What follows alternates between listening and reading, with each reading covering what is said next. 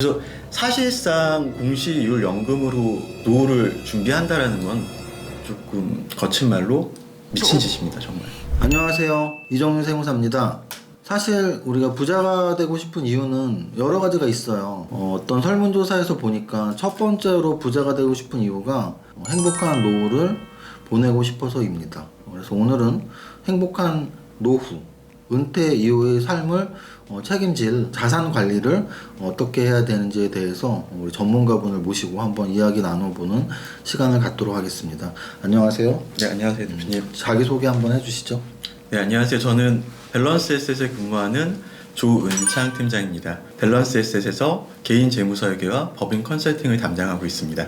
백조 찐팬들이라면 우리 이세무사 TV에서 진짜 사나이 영상을 한 번씩은 보셨어야 돼요. 근데 아직 안 보신 분들은 꼭 다시 보시고. 조은창 교관 인사 한번 해볼까? 교장 선생님께 대하여 경례! 100억! 부자. 아직도 군기가 안 빠졌네. 잘했어. 아마 댓글에 그때 그런 게 많이 달렸어요. 밸런스 에셋은 얼굴 보고 뽑냐? 맞습니다. 일단 저보다 잘생긴 분들만 뽑습니다. 오늘 제가 이제 은퇴 설계, 노후 보장 이런 단어를 썼는데 이런 것들이 이제 재무 설계에 많이 나오는 이야기들이잖아요. 그럼 우리가 노후를 왜 준비해야 되죠? 욜로족 있잖아요. 네네. 현재를 재밌게 사는 게 훨씬 중요한 거 아닌가요? 그것도 물론 중요하지만 욜로를 외치다가는 골로 가는 수가 있습니다. 실제로 요즘에는 파이어족이라고 해서 젊었을 때 굉장히 열심히 일을 해서 생각보다 일찍 은퇴를 해서 내가 원하는 삶을 즐기는 그런 분들도 참 많이 생기시는데요. 특히나 그런 분일수록 오늘 이 이야기를 들으시면 더 도움이 되실 듯 합니다. 우리나라가 OECD 국가 중에서 1위 하고 있는 게 있습니다. 노후 빈곤율입니다. 우리나라 같은 경우는 65세 이상을 이제 노인이라고 표현을 하고 있는데요. 실질적으로 이제 요즘 방송 보게 되면은 시니어분들이 굉장히 많이 활동을 하세요. 노인이라고는 할 수는 없지만 생체 나이가 과거랑 지금과는 굉장히 많은 차이가 있습니다. 근데 이런 분들이 지금 65세 이후가 되게 되면은 약 44% 정도가 빈곤율에 빠지게 됩니다. 세계적인 수치가 15% 정도인데 지금 우리나라는 거의 44% 정도면은 두 명 중에 한 명이네요. 그게 무서운 거죠. 아까 제가 서두에도 말씀드렸지만 은퇴 이후에 나의 근로 능력이 없을 때 월급을 받을 때처럼 무언가를 받아야 되는데 이제 그게 없으니까 결국은 빈곤층으로 들어가는 거죠. 월급이 없어졌으니까. 네, 맞습니다. 대표님께서 이번에 쓰신 책 이제 부자의 공식에도 이제 언급이 됐었는데요. 대표님께서 이제 강연에든 책에든 강조하시는 게 다양한 소득을 만들어라거든요. 우리나라 대한민국에는 8가지 소득이 있습니다.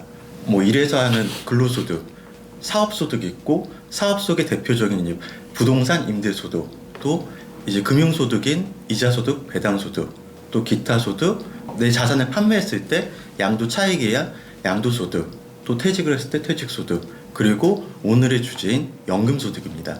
연금소득 같은 경우는 대표님께서 강조하신 게 항상 3층으로 준비하라. 그렇죠. 3층 중에 1층도 없는 분들이 있어요. 특히 가정주부분들. 네, 맞습니다. 그래서 한번 3층 설명 한번 해주시죠. 가장 기본이 되는 것은 국민연금이죠. 국민연금 같은 경우는 1988년도에부터 이제 시행이 돼서 지금 현재까지 오고 있는데요. 여기서 조금 문제가 되는 점이 발생이 됩니다.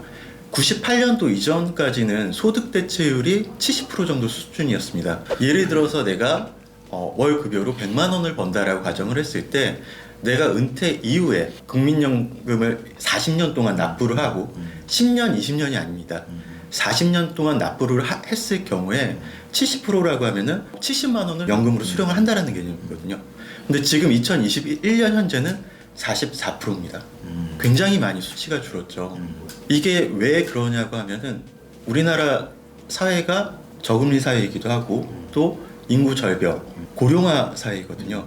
고령 사회는 이제 65세 인구 비율이 7% 이상일 경우에 고령 사회라고 하고 14% 이상이 될 경우는 고령화 사회라고 합니다. 지금 대한민국은 고령화 사회이고요.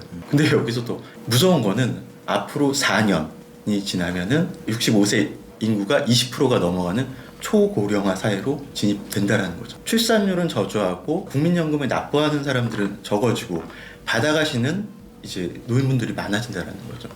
이게 진짜 무서운 이야기죠. 왜냐면은 우리가 은행에 저금을 하거나 뭐 주식 계좌에 내가 주식 투자를 하면 우리가 요즘 말하는 내돈내산이죠. 내가 은행에 돈 넣어놓으면 내 돈이고 주식 투자 계좌에 돈을 넣어놓으면 내 돈인데요. 국민연금에 내가 젊었을 때 납부한 돈을 받는다라는 개념으로 착각하시는 분들이 있는데 내가 낸 돈은 노령증에서 받아가셨고 또 내가 노령증이 되면 젊은 세대가 내는 돈을 받아가야 되는데 말씀하신 것처럼 노인 비중이 점점 높아지고 인구 절벽으로 젊은 층의 비율이 점점 낮아지니까 받아갈 사람은 많고 내는 사람이 줄어드는 말씀하신 무서운 현상이 벌어지고 있는 거죠. 많은 분들이 내가 얼마나 받게 될지를 사실상 모르세요. 보통 직장 생활 하시는 분들은 내 급여의 9%를 내고 있거든요. 9% 같은 경우는 개인이 4.5%, 직장 사업주가 4.5%에서 9%를 내게 됩니다. 내가 얼마를 받게 될까라고 하면은 국민연금공단 홈페이지에 가면은 매년 7월 달에 그 예시액이 나옵니다. 소득 구간을 1에서 49 등급까지 매기게 되어 있고 최저는 32만 원부터 최고는 503만 원까지인데요.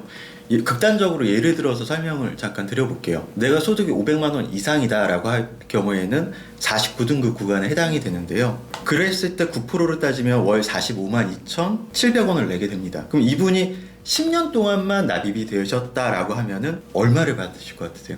글쎄요, 감이 전혀 안 오는데요.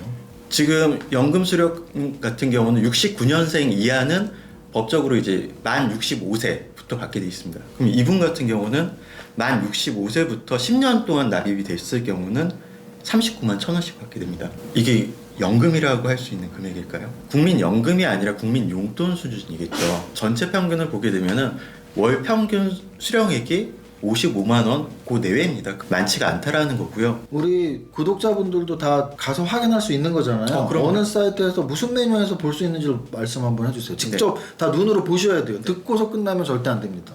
국민연금 홈페이지 공단에 들어가신 다음에요. 알기 쉬운 연금이라는 코너가 있습니다. 거기에서 연금 종류 및 청구에서 노령연금 편에 들어가시면은 상단에 네 번째 노령연금 예상 연금 월액표가 나오게 됩니다. 40년까지 예상할 수 있기 때문에 그 표에서 얼마만큼 내가 대략 받을지를 예상하실 수가 있다라는 거죠. 예전에 저희 대표님께서 저희 동료분들께 이제 직접 강의를 하신 적이 있어요. 타임머신을 타고 내가 미래로 갔을 때 나는 과연 어떤 모습의 부자가 되어 있을 건가, 아니면은 어떤 가난한 모습을 하고 있을 건가, 그거는 지금 결정하실 수가 있는 거거든요. 이 앞전에 부자 얘기에서 유아영 지점장님이 암에 걸릴 확률, 뇌혈관, 중대한 질병에 걸릴 확률에 대해서 말씀을 해주셨는데, 암 같은 경우는 뭐 33% 정도라고 해요. 이제 좌석버스를 타게 되면은 네 줄 있죠.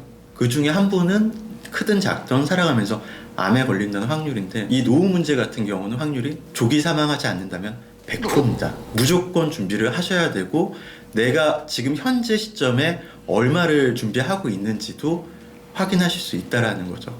그 가장 기본이 되는 의무가입인 국민연금부터 지금 말씀을 드린 거고요. 요 표는 이제 링크에 제가 보실 수 있게 고객님 통해서 댓글이나 상단에 남겨드리겠습니다. 생각보다 많이 적죠. 하지만 또 우리에게는 퇴직연금 가입자들이 있잖아요. 그래서 퇴직연금도 간단히 설명해 주시죠. 퇴직연금 같은 경우는 이제 직장 가입자 하신 분들이 가입이 되는 건데, 국민연금 가입률이 대략 49.8%, 한 50% 정도가 가입이 돼 있으세요. 퇴직연금 같은 경우도 한 20% 정도가 가입돼 있고. 그러니까 어찌 보면 전 국민 중에서 직장 생활을 안 하시는 분들은 국민연금에 거의 가입이 안 돼 있거나 또는 지역연금으로 가입됐지만 자기 좀 비싼 집이 있거나 비싼 차를 타실 경우에나 지역 가입이 돼 있는 거니까 어찌 보면은 무소득자들은 국민연금조차도 가입이 안 됐을 확률이 절반, 2명 중에 1명은 국민연금이 가입이 안 되어 있고 10명 중에 8명은 퇴직연금이 없다는 얘기죠. 직장 생활을 하더라도 아직까지도 중소기업들은 퇴직연금 가입률이 이렇게 높지 않기 때문에 대기업 정도 다니시는 분들이 이제 퇴직연금에 가입이 되어 있으신 거죠. 그래서 아마도 퇴직연금 가입자들은 거의 100% 국민연금 가입자라고 보시면 돼요. 그러면은 국민연금도 안 가입돼 있는 나머지 50% 분들은 퇴직연금도 가입이 안 돼 있으실 거죠. 그럼 그분들에겐 3층이니까 마지막 3층은 뭐가 남아있죠? 개인연금. 개인연금은 개인적으로 가입하라는 뜻인가요? 이제 맞습니다. 지금 3층 보장처럼 제가 최적 포트폴리오라는 말을 또 많이 쓰는데 은퇴 이후의 포트폴리오로 배당이 나오는 주식, 그리고 월세가 나오는 네. 상가, 그리고 마지막으로 연금 소득이라고 늘 말씀을 드리는데 연금 소득, 국민연금이나 퇴직연금으로 보장이 아직 안 되신 분들을 위해서 개인연금에 대해서 좀 오늘 확실히 설명 좀 해주시죠. 얼마나 우리가 가입하면 됩니까? 지금 제가 통계 자료를 찾아봤는데 노후에 부부가 생활하는 때 들어가는 월 비용하고 1인 가구일 때 월 생활비가 조금 다른데요. 1인 기준으로 187만 원입니다. 이 187만 원은 내가 여행을 가거나 취미 활동을 하거나 그런 게 전혀 아니고 내가 지금 생활하는 정도. 여기 187만 원은 오늘 현재 기준이고 네. 1인 기준이고 어찌 보면 이 1인 기준 187만 원은 제가 알기로는 최저임금 걸리는 정도 열심히 한 달 일했을 네네. 때의 돈이거든요. 그러면 결국은 187만 원은 그렇게 큰 돈은 아니라는 거죠. 특히나 뭐 65, 70대가 돼서 한 달 생활비를 생각할 때 이 정도는 당연히 있어야 생활이 되겠죠. 네. 그리고 부부 기준으로는 237만 원입니다. 근데 여기에서 개개인마다 이제 차이가 있긴 한데요. 내가 조금 더 여유롭게 하고 싶다라고 하면은 지금 더 준비를 하시는 게 맞고요.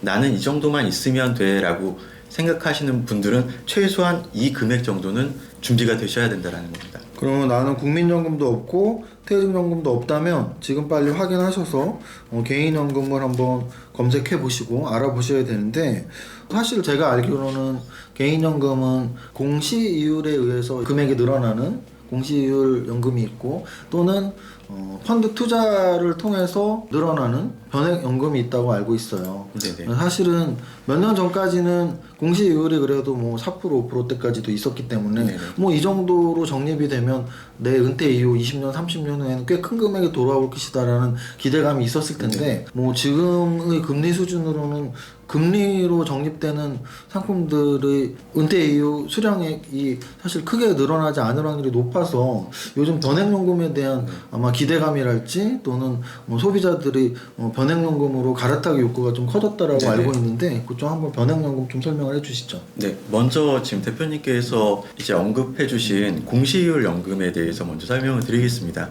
공시이율이라는 거는 이제 매달 혹은 몇 개월에 한 번씩 바뀌는 이율인데요. 얘가 확정된 이율이 아닙니다. 매달 바뀌기 때문에 공시이율 연금에서는 최저 보증 이율이라는 제도를 택하고 있어요. 제가 얼마 전에 또 상담 중에 조금 안타까운 분을 만났는데 공시이율 연금을 3개를 가입을 하셨어요. 각각 금액을 다르게.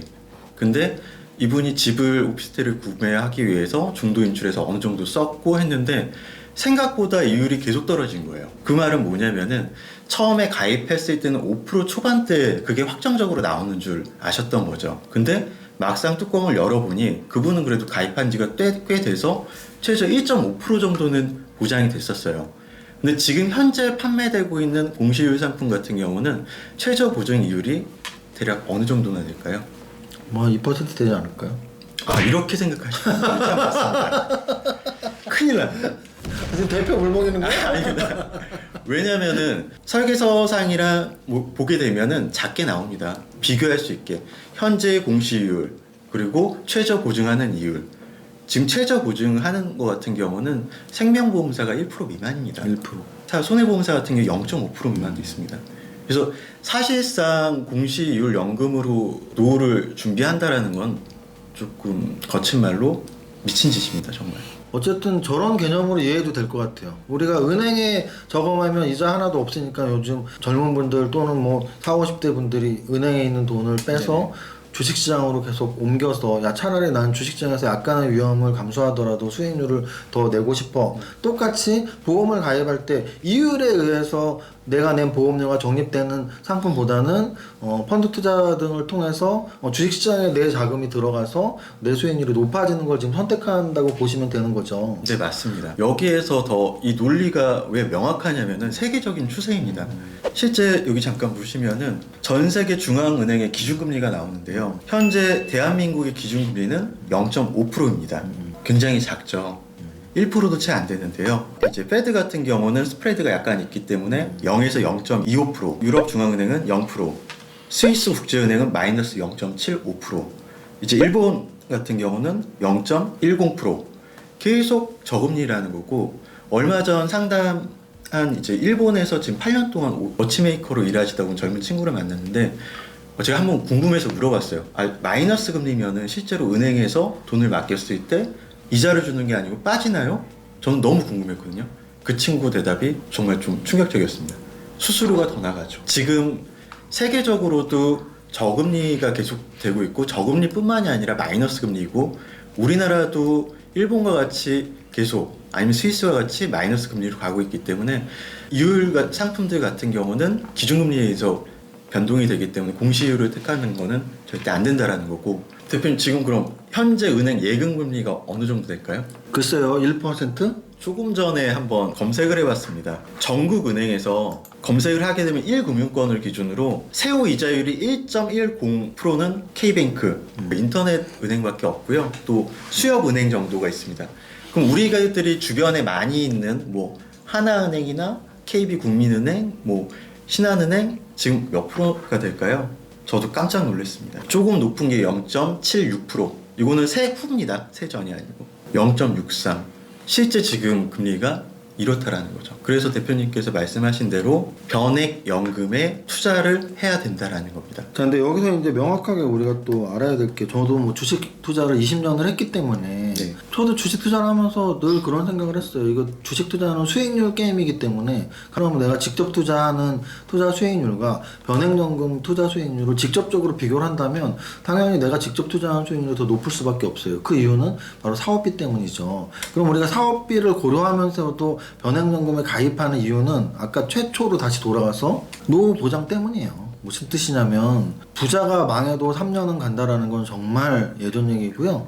요즘에는 얼마나 세상이 빨라졌어요. 내가 돈을 벌 수 있을 때 노후를 대비해서 모아놔야 되는데 주식 투자를 하다가 그 돈이 내 노후까지 남아있으려는 보장은 없단 말이죠. 이건 뭐 부동산 투자도 마찬가지죠. 그래서 결국 재무설계의 기본은 내가 많이 벌 때, 벌지 못할 때를 대비해야 되는 건데 그 대비하기 위한 거의 유일한 수단이 보험인 것이고요. 그 보험의 목적 자체가 투자 수익률로, 주식 투자 수익률과 변액연금 투자 수익률을 직접적으로 비교하는 것이 아니라 주식이나 부동산은 나의 돈을 키우기 위한 목적이라면 보험은 은퇴 이후에 월급이 없는 상태에서 내가 연금을 월급처럼 받기 위한 수단인 거죠. 그걸 분명히 명심하시고 그래서 연금이 필요한데 공시이율 연금보다는 변액연금이 지금의 저금리 기조에선 확실히 더 훨씬 유리하다.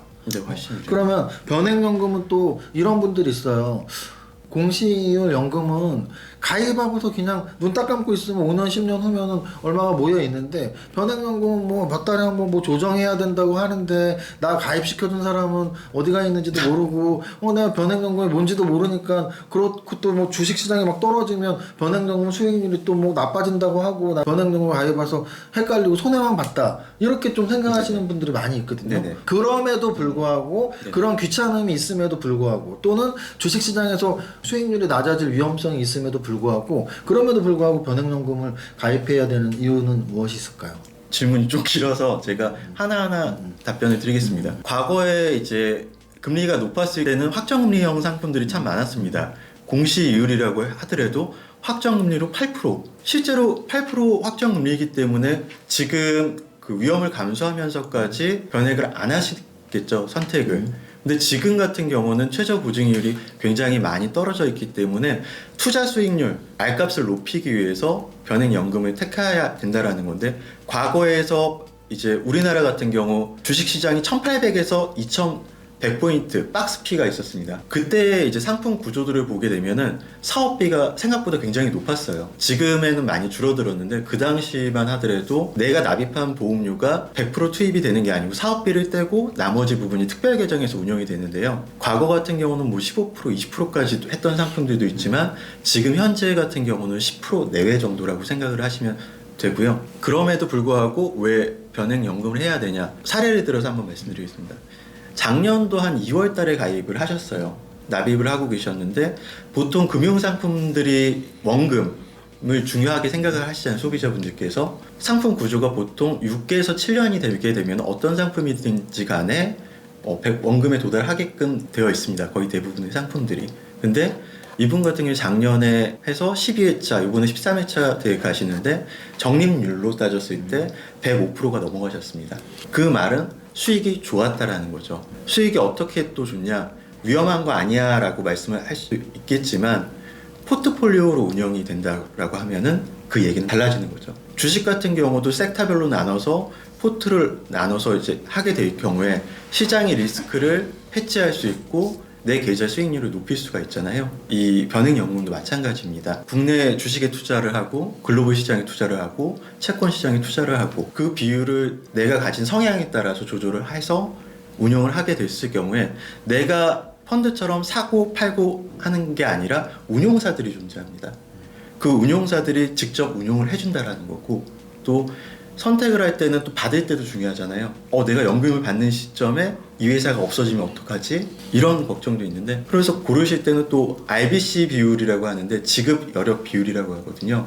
RBC 비율이 조금 높은 회사를 선택하시는 게 조금 더 유리하다라고 드릴 수 있습니다.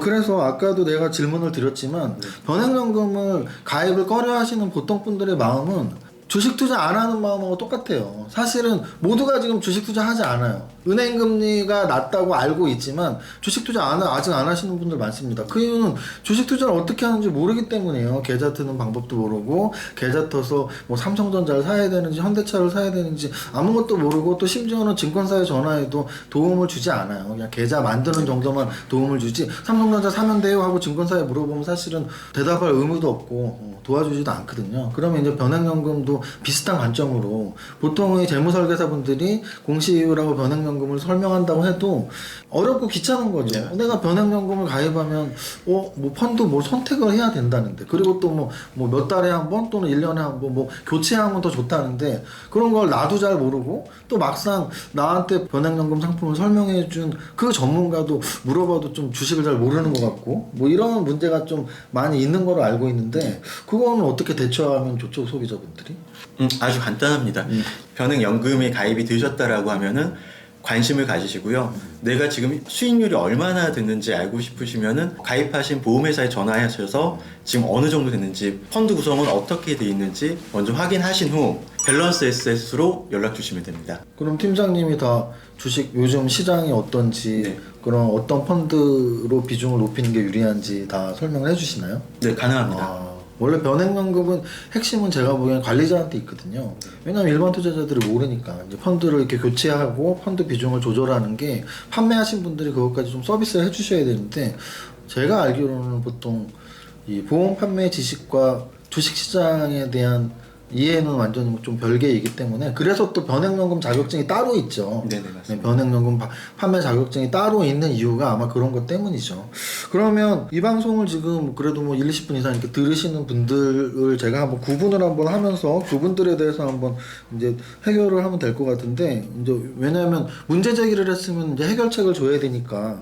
그래서 저는 일단은 방송 보시는 분 중에 나는 3층 보장제도가 거의 안 돼 있다. 이분들은 1순위로 전화를 주신 게 맞죠. 왜냐면 3층 중에 국민연금도 없고 퇴직연금도 없는데 개인연금도 없다. 그러면은 나중에 65세 이후에 누가 먹여 살려줄 거야? 뭐 이런 문제에 지금 직면하기 때문에 무조건 지금 개인연금에 대한 가입을 한번 생각을 해보셔야 되고요. 저는 그 다음으로 좀 궁금한 게 이제 공시이율하고 변액보험의 비교는 지금 충분히 했잖아요. 그래서 만약에 공시이율에 의한 상품을 가입하신 분들은 예전에 가입하신 분들은 그래도 좀 낫죠. 근데 이제 최근에 굉장히 이율이 낮아졌기 때문에 최근에 가입하신 분들은 한번 알아보셔야 되고 공시이율이 유리한지 변액연금이 유리한지 요거 하나 또 물어보고 싶어요.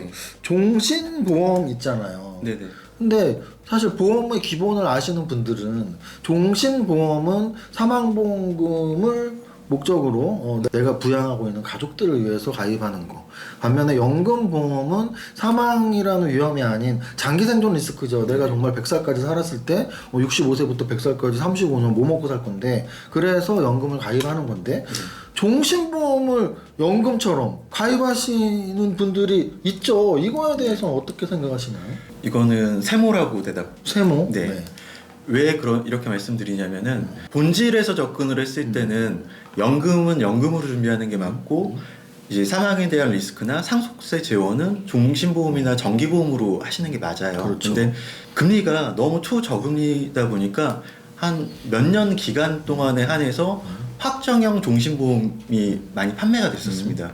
공시이율을 하느니 종신보험을 하는 게 더 낫다. 여기에는 한 가지 맹점이 있는데요. 그거는 이제 종신보험에서 추가 납입 기능을 맥시멈으로 했을 경우에 유지가 됐을 경우에 가능하다라는 얘기지만 지금은 이런 민원이 워낙 많기 때문에 금융감독원에서 제 1회 민원이 연금인 줄 저축인 줄 알았는데 종신보험이더라가 50% 이상입니다. 지금 현재 이제 금융감독원에서는 상품을 개정을 했습니다. 그래서 종신보험 같은 경우는 이제 저축 기능을 활용할 수 없도록 추가 납입을 제한한다든지 금리를 좀 낮춘다든지 해서 이제는 워낙 금리가 낮기 때문에 변액연금으로 준비하시는 게 훨씬 더 낫고요. 변액연금 수익률이 얼마나 되느냐라고 확인하실 수 있는 사이트가 있습니다. 전자공시 다트 시스템이 있듯이 변액연금 같은 경우는 생명보험협회 공시실에 들어가셔서 찾아보시면은 각 회사의 펀드별 수익률을 확인하실 수 있습니다. 그러면 결국은 종신보험을 과거에 이제 가입하신 분들 중에 금리가 그래도 어느 정도 된 상품에 가입하신 분들은 연금보다 나았을 수도 있단 거지, 낫다라고 말씀드리고 싶진 않아요. 그 이유는 뭐냐면 연금보험은 우리가 담보받는 것이 은퇴 이후의 삶이기 때문에 그냥 적립이 되거든요. 10원도 안 빠져나가요. 사업비 말고는. 근데 종신보험은 아무리 최저로 잡아도 최저 사망보험금에 대한 보험료는 빠져나가거든요. 그러면은 저축의 기능으로 또는 노후 보장을 위한 기능으로 할 때 사망보험금에 해당되는 보험료는 휘발성으로 날아간단 말이죠. 우리가 자동차 보험에 가입했을 때 1년 동안 낸 보험료가 사고가 나던 안 나던 다 빠져나가듯이 사라지듯이 종신보험 자체에는 사망보험금이 설정이 안 돼 있는 종신보험은 없어요. 그 얘기는 거기에 설정된 사망보험금만큼에 대한 보험료는 무조건 빠져나갈 수밖에 없거든요. 휘발성으로. 그래서 저는 어쨌든 보험의 원칙을 거슬러서 판매가 되었던 것들은 지금 말씀하신 것처럼 여러 가지 문제가 있었다고 보고요. 어쨌든 최근에는 그것들 좀 정화시키는 작업이 계속 있었던 것을 알고 있습니다. 그러면 오늘 내용을 정리를 해보자면 결국은 오늘 핵심은 이제 노후보장 1순위로 우리는 연금을 가입해야 된다. 네. 그래서 연금은 기존의 국민연금 또는 퇴직연금 가입되어 있는 분들도 3층을 채워야 되는데 심지어는 1층, 2층 없는 분들도 있다. 제일 고민이 깊어지시는 분들은 나 국민연금도 없는데 퇴직연금도 없는데 개인연금도 없는데 이러신 분들은 내가 개인연금을 반드시 가입해야 되는구나 라는 걸 아셔야 되고요. 두 번째는 나는 개인연금 가입한다고 생각하고 가입했는데 알고 봤더니 종신보험. 그래서 종신보험은 연금하고는 분명히 다른 개념이니까 나는 연금이라고 알고 가입했다면 안 되는 거고, 종신보험은 종신보험이라고 알고 가입했어야죠. 그래서 이제 연금보험의 기능을 좀 더 강화시키고 싶으시다면 역시 연금보험이 필요하신 분이라고 생각이 들고, 그리고 우리 조 팀장님이 말씀 되게 오랫동안 드렸죠. 공시이율이냐 변액연금이냐 해서 지금 시대는 분명히 변액연금이 압도적으로 유리한 시대니까 변액연금이 아닌 공시이율 연금에 가입되신 분들도 한번 고민을 한번 해보시고요. 그리고 마지막으로 변액연금을 가입을 하셨는데 관리를 못한다. 사실은 주식 투자를 하느냐 은행에 저금하느냐 가장 큰 차이는 은행에 저금하면 관리할 거 없죠. 은행에 돈 넣어놓으면 그만이죠. 근데 주식 투자는 무엇을 갖고 있는지가 나의 수익률을 다르게 하는 요인이니까 변액연금도 역시 마찬가지로 어떤 펀드에 어떤 비중으로 가입이 되어 있느냐가 중요한 거죠. 그러면 지금 여기에 해당되시는 분들이 어떻게 하면 됩니까? 저희 밸런스 에셋으로 전화를 주시면 됩니다. 자, 그래서 오늘 마무리를 하자면 오늘 우리 영상의 목적은 연금은 노후 보장을 위해서 필수다. 네. 근데 연금 중에서도 지금 주식 투자 열풍만큼이나 변액연금이 중요한 시기가 됐다. 변액연금에 대해서 최고의 전문가라고 할 수 있는 조은창 팀장님을 모시고 오늘 한번 여러분들에게 좋은 정보를 제공해 드렸습니다. 마지막 인사 말씀 한번 하시죠. 얼마 전에 이제 대표님께서 책을 하나 추천을 해주셔서 읽었던 책이 있습니다. 부자의 공식도 물론 좋은 책이지만 그 전에 추천을 해주셨던 책인데요. 바빌론 부자들의 돈 버는 지혜라는 책입니다. 거기에서 부자가 되는 방법 중에 딱 하나가 떠오르거든요. 내 소득의 10%를 나를 위해 저축해라. 그리고 그 저축한 돈을 투자해서 잘 굴려라. 너의 미래가 바뀔 것이다. 연금 준비도 마찬가지라고 생각을 합니다. 차근차근 모아서 장기간 투자를 하게 된다면 비과세 혜택과 함께 내 행복한 노후까지 보장받으실 수 있습니다. 제가 꿈꾸는 세상, 행복한 부자들이 많은 세상이고요. 그래서 제가 밸런스 에셋, 밸런스 투자 아카데미 이런 기관들을 통해서 재테크 교육도 시키고 또 보험에 대한 설명도 하고 또 절세도 하고 부자가 되는 모든 것들을 제가 서비스하는 게 최종 목표입니다. 오늘 우리 변액연금 또는 재무설계 전문가라고 제가 자부하고 추천해 드릴 수 있는 조은창 팀장님과 함께 했습니다. 이렇게 배너로 나가는 전화로 전화 주시면 바로 좋은 상담 해 드릴 수 있습니다. 여기까지 하겠습니다. 감사합니다. 감사합니다.